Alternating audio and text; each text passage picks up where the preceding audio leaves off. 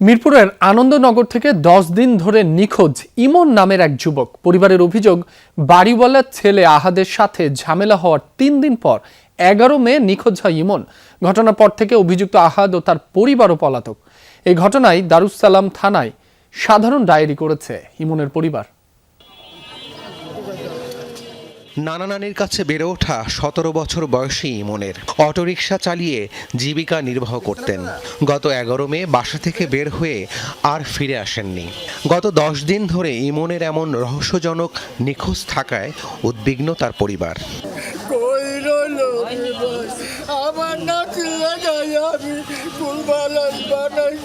স্বজনদের অভিযোগ, নিখোঁজের 3 দিন আগে 8 মে বাড়িওয়ালার ছেলে আহাদের সাথে হাতাহাতি হয়েছিল ইমনের। রোমান আয়া করতে আছে,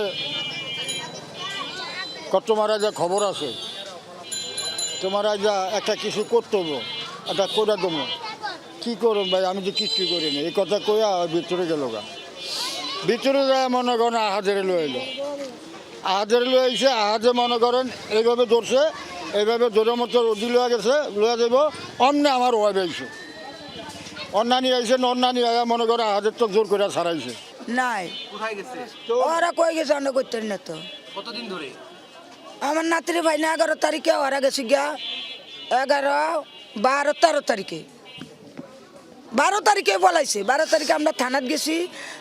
দেখো পুলিশে নিছে, একদিন পর সাইরা দিছে।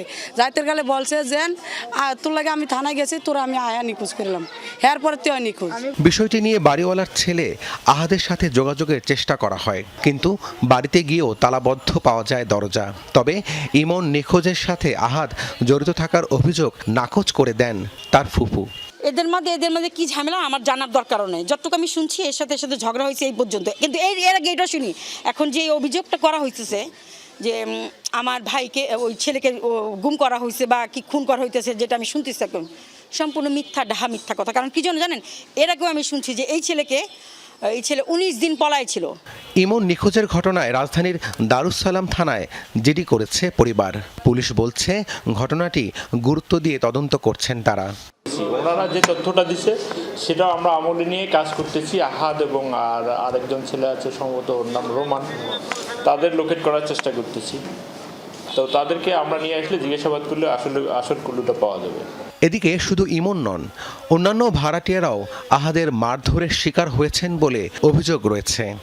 এই যে হেরা গেম জেম করিয়া আমার ঘরে ভাঙছে, আমার পোলারে দৌড়াইছে, চাকু চাপা দিল, পরে আমরা রুম ছেড়ে গেছি। অনেক ভয়।